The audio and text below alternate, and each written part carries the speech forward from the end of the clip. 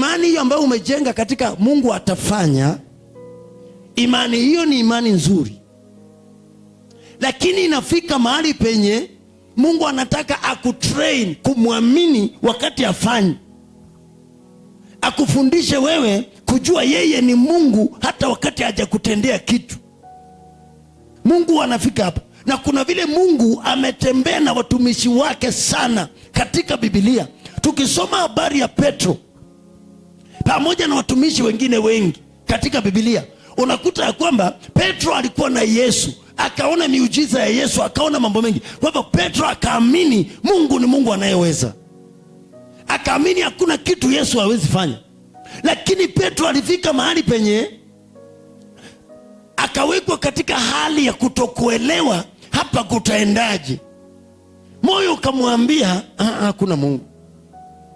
Nakumbuka wakati wenye Yesu ameondoka, ameenda na Petro amebaki, na kwa hivyo Petro aliyebaki akaanza kuona mambo yanakuwa magumu.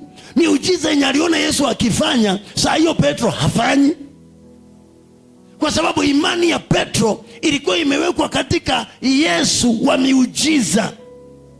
Yesu anapoondoka akienda, Petro akaona hiyo miujiza haioni tena.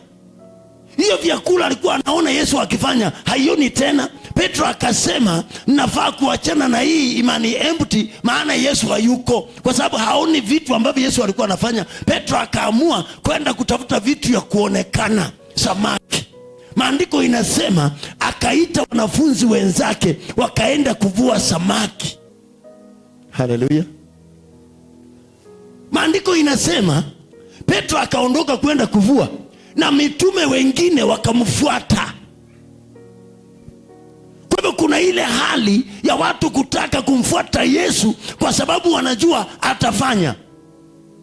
Lakini wakati Yesu amesema sitafanya, je, unabaki na nani kama Mungu wako?